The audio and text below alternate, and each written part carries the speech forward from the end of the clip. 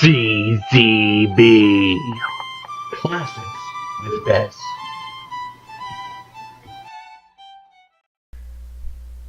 Welcome to Classics with Bez. I am, of course, your ever charismatic and monotone host, Bez, and today we will be playing Crash Bandicoot for the Sony PlayStation. Originally developed by Naughty Dog and Universal Studios was the publisher, I believe.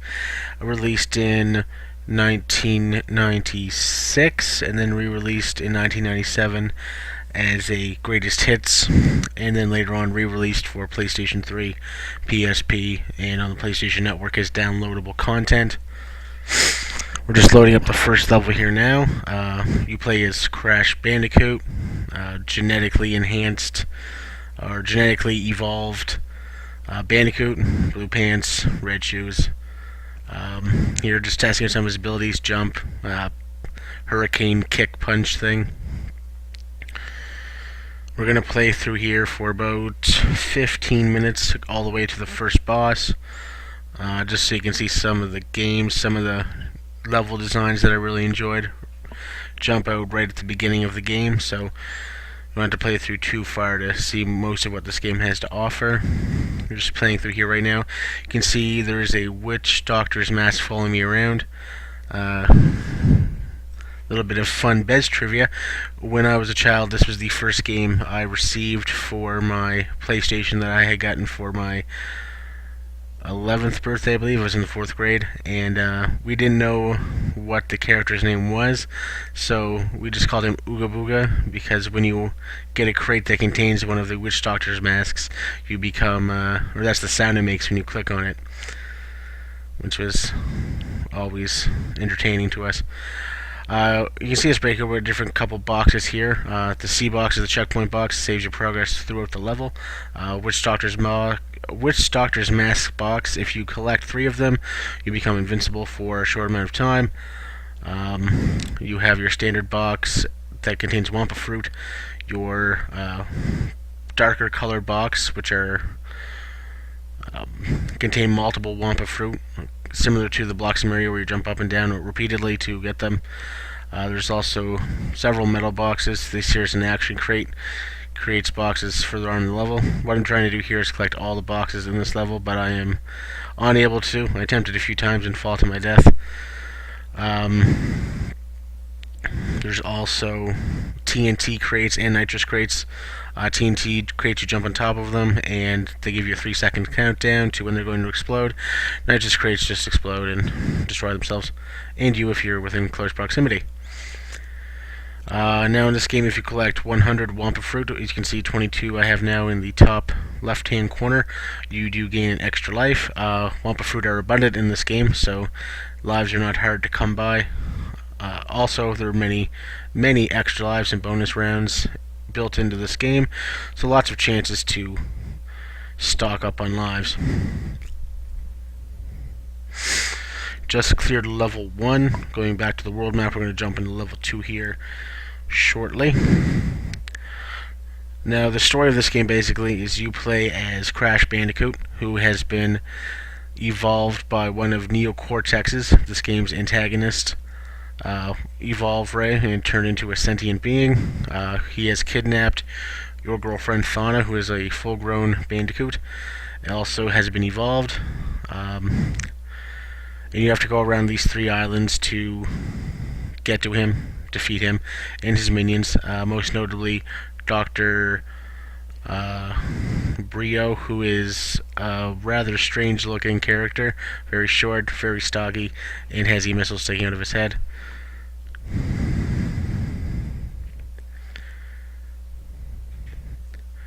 Now this game here is the very first Crash Bandicoot game. There are several others and spin-offs that have come out of it. Crash Bandicoot 2, Crash Bandicoot Warped, of course Crash Team Racing, Crash Bash, just to name a few. My favorite, of course, being Crash Bandicoot 2 and Crash Team Racing, which I think is the best kart game, even better than Mario Kart 64 and Diddy Kong Racing. It's just one I really enjoyed as a kid. Probably the only kart game I've played all the way through.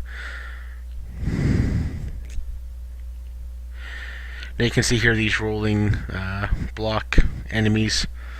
Well, not really enemies, just level hazards. Easy to avoid in most cases. Now, the enemies in this game are supposed to also be further evolved forms of themselves, created by Neocortex to hinder you in your journey to defeat him.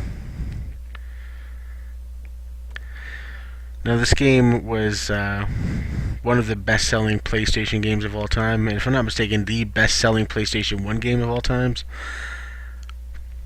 It was widely, acclaimed for its unique art style and visual prowess. It looked very good for its time. This came out before Mario 64, so it's really the first 3D platformer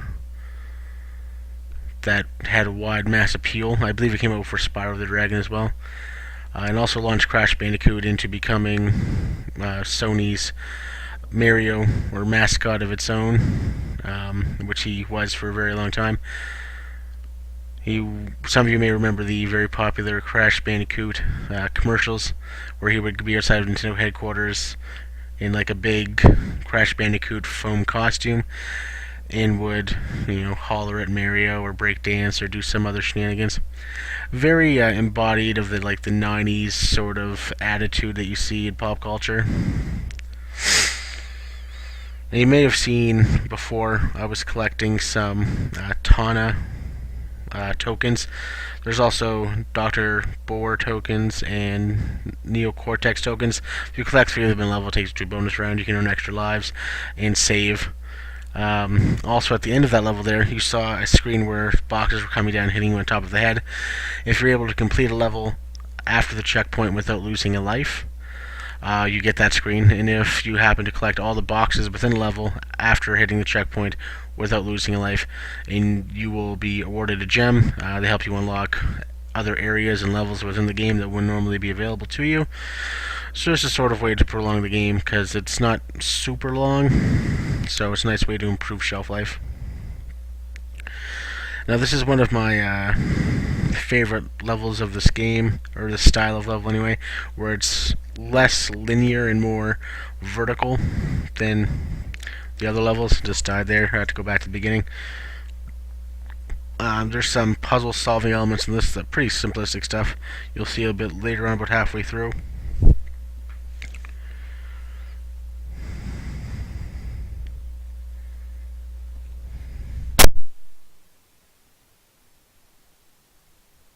As you can see here, having a bit of a hard time getting up to the top this time around. 3D platformers aren't always the greatest when it comes to angles. Well, in preparation for this video, I was considering doing the Mario 64, but since I just did Mario last week, I decided to go with something else, at least for now. But while I was recording that video, I was trying to Beat the Bully in Lethal Lava Land, and I died about 12 times in a row, just from my own stupid mistakes. In fact, 2 or 3 times I had actually beat the big bully, and then fell into the lava on my way to collect the star. And it was at that point I decided, I think Crash Bandicoot is the way to go. As you can see there, that's the puzzle solving I was talking about, spinning the brick so you can get up to the top. Also having a hard time here, just does not want to agree with me.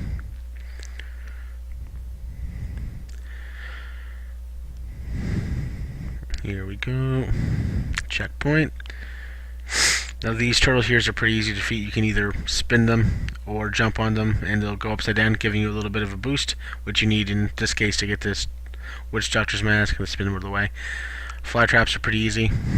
These are time jumps mechanics. You just gotta wait for the spiky things to come down. Another Thana token. These guys are a little bit harder. You can't kill them. You just have to kind of jump on top of them and then over them. This green slime here is slippery, makes it harder to go up and much faster coming down. Monkeys, pretty easy to kill. They will give you a fling though, so be careful.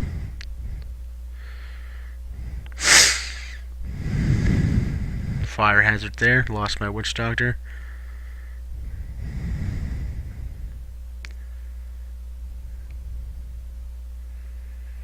There we go. That's 3 Thon coins in a row. So we're going to be loaded up to a bonus round. If you die in the bonus round, you'll be transported back to where you had died, or where you had left the level at. If you beat it, you're transported back to the same spot. But it does give you an opportunity to save here at the end. Just showing you there how the TNT box works.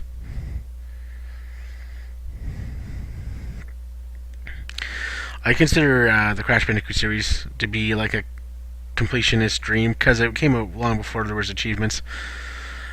So it gave you a bonus, if you will, for going through the levels multiple times and collecting all the boxes and little hidden knickknacks. Again, just something that really helps to prolong the life cycle of the game.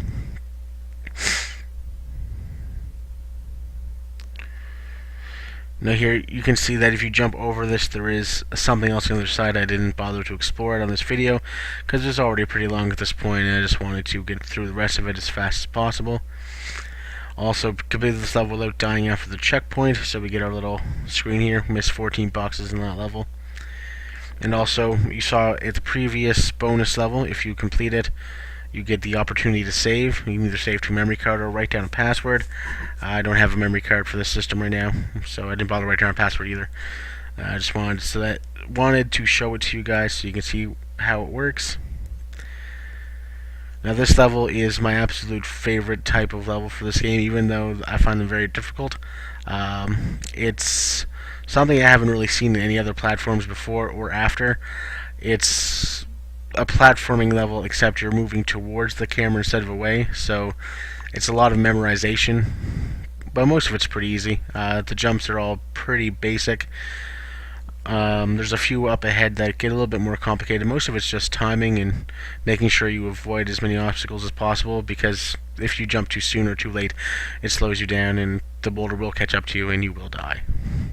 As you can see here, there's multiple jumps right in a row onto skinny platforms. Most of them are located right in the center though, so they're not too hard to hit. This is the part that always gives me trouble, is the little tiny fences. I always get hung up once or twice. In fact, I don't think I beat this level in the first playthrough. Of course not. I died right there. I'm going to load this back up at the checkpoint, run through again. I think it takes me 2 or 3 attempts to get through this level, which is great because the first time I was recording this video, I died 12 men on this level and couldn't get through it, so I had to start over again because I didn't want to edit it all out. I like to just do one straight playthrough so you guys can get the whole experience. I don't like a lot of jump cuts and stuff in my video, although there are a few in this one. After this level, of course, I save state, so that in case I needed to restart, I didn't have to pick up way back at the beginning. Here we are at the end of this level. We're going to jump out. We'll go to the next one, which is a water-based level, which has a top-down view, which is very interesting as well. I really liked it. Had a bit of a hard time getting through parts of it, but it wasn't too bad.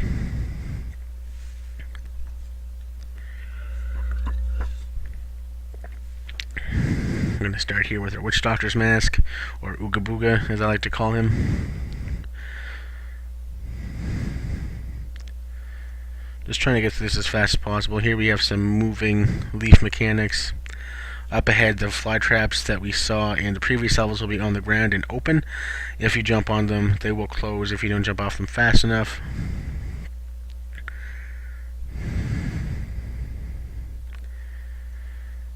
And I missed that jump, so we'll do it again. And again. And again. Now, in the next Crash Bandicoot game, Crash Bandicoot, I'm not sure how I died there, to be honest with you. It introduces other playable characters, per se. You can ride along on top of a tiger and a polar bear, I believe, in certain levels, which is really quite fun. In the third Crash Bandicoot game, you even get special abilities like a double jump and a tornado sort of glide move, and even a bazooka that you can fire at enemies, which is always fun. But I find those games are, they're trying to recreate the charm that this one had, and I do think that Crash Bandicoot 2 was an improvement, but I think Crash Bandicoot 3 lost its way a little bit, even though I have logged probably hundreds of hours in the game as a child. Here we see a second checkpoint in this level. It is rather long. And I jumped right into the water that time. And again. I think I need to recalibrate my control before I play the next game because I'm having a lot of trouble just sticking the jumps in this one. Seem to be all over the place. But we do get through it and then go on to the boss of the next level, who is a witch doctor of sorts or some sort of tribal chief. These games are all sort of themed, like animal themed. Most of the enemies are reoccurring, like Dr. Niles Bior or Brior, I can't remember how it's pronounced. He's in all of the Crash Bandicoot games. So is a character who appears in Crash Bandicoot 2 named Tiny, who is like a big werewolf-looking thing, and there's some other characters that are reoccurring in the game whose names I can't remember.